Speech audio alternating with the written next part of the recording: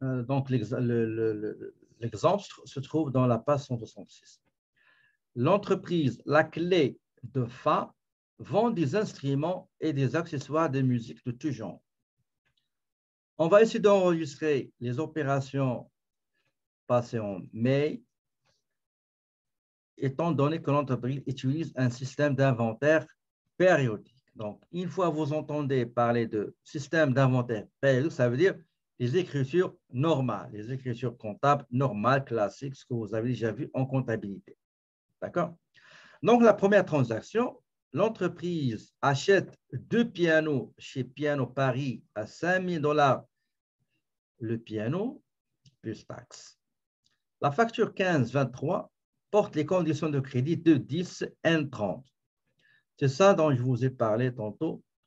Le fournisseur Piano Paris a promis à l'entreprise La Clé de Fa, c'est-à-dire notre entreprise, si notre entreprise règle la facture dans les 10 jours qui suivent le 1er mai, la date de la facturation, eh ben, il va nous accorder un escompte de 2%.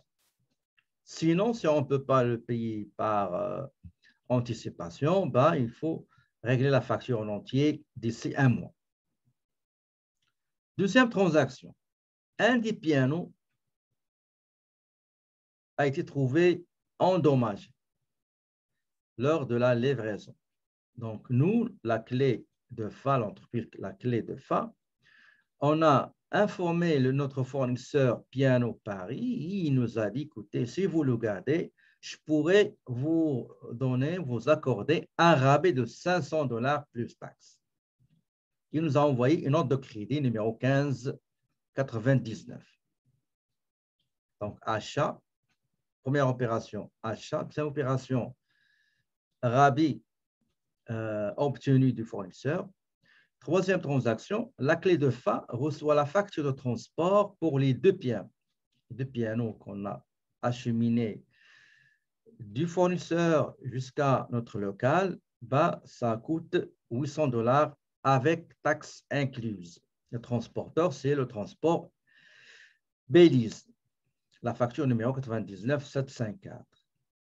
Le 11 mai, nous, l'entreprise La Clé de Fa, on a réglé la facture d'achat numéro 1523 avec le chèque 843 en appliquant bien sûr la note de crédit. Ça veut dire que le prix d'achat au départ était 500 $ moins 500, moins prix d'achat 5000 $. Un piano qui a été endommagé, donc on a bénéficié d'un rabais de 500, donc c'est 4500 normalement la valeur. Et on multiplie par 2%, ça va nous donner l'escompte obtenu. Donc, 4500 moins l'escompte, multiplié par la TPS TVQ, c'est ça le prix, le montant de paiement de la facture. D'accord?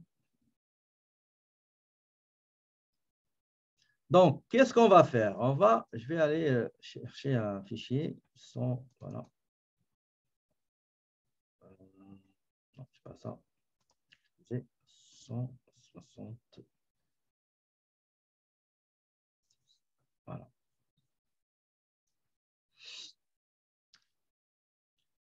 La première transaction qui date du 1er mai, donc j'ai achat, donc 5100, je dois débiter 5100. J'ai acheté 2 pianos.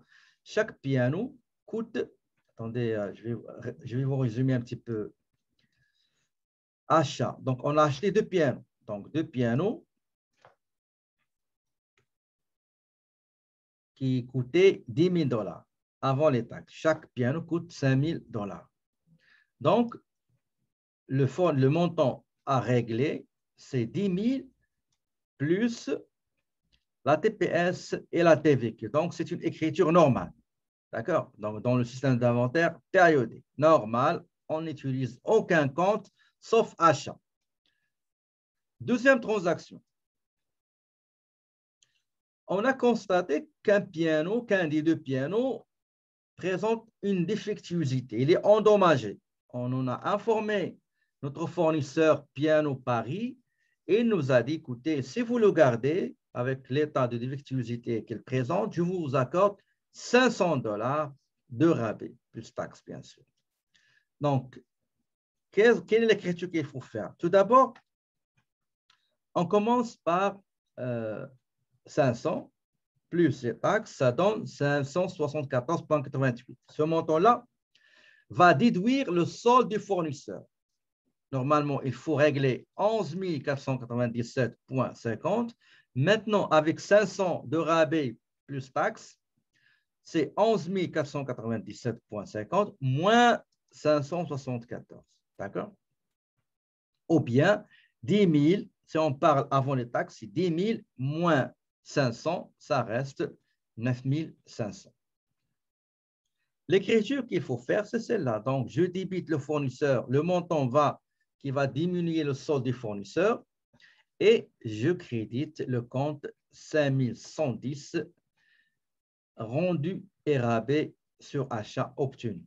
Donc, 500 plus les taxes. D'accord? Troisième transaction.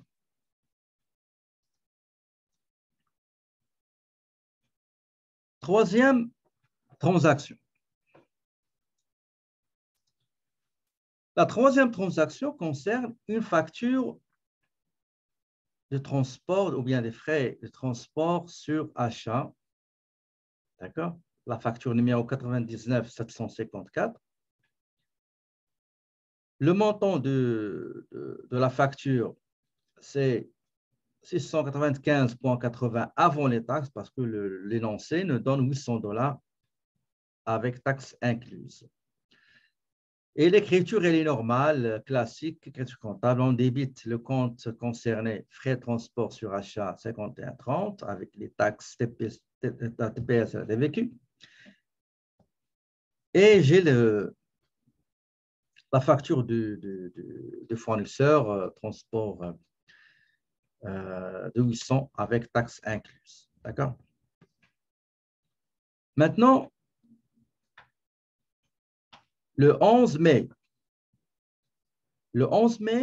nous avons réglé la facture dans les 10 jours qui suivaient la date de la facturation. Et par conséquent, nous avons droit à un escompte de 2%. D'accord? De 2%. Regardez ici, vous voyez ici, j'ai expliqué un petit peu. Regardez, normalement, après le retour, après pas le retour, après le rabais, attendez, ce n'est pas retour, après fournisseur, ce n'est pas après retour, mais on va dire ici, après fournisseur, suite défaut. Voilà.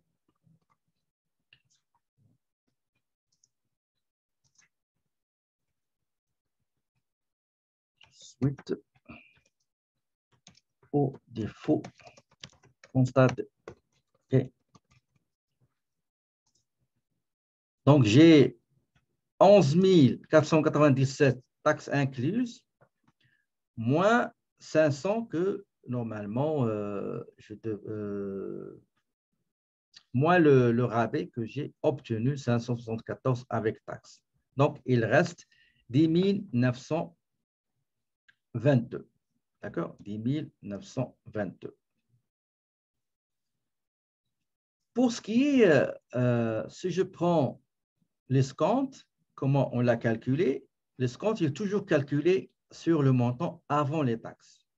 D'accord? Même dans les logiciels que vous allez voir avec moi à combat ou ça 50, c'est avant les taxes.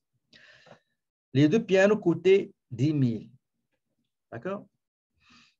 Moins 500 de rabais avant les taxes. Ça me donne 9 500. Moins fois 2%, ça donne $190. Donc, qu'est-ce que je vais payer? Je vais prendre 10 732 que je vais régler.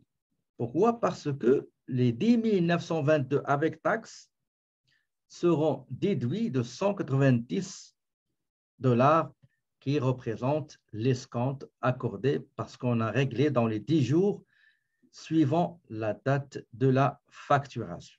D'accord? Donc, voilà, ça c'est un exemple donné par votre manuel qui illustre effectivement quelles sont les écritures comptables qu'il faut faire quand il s'agit des mouvements d'achat ou vente de marchandises dans le cadre du système d'inventaire périodique. OK?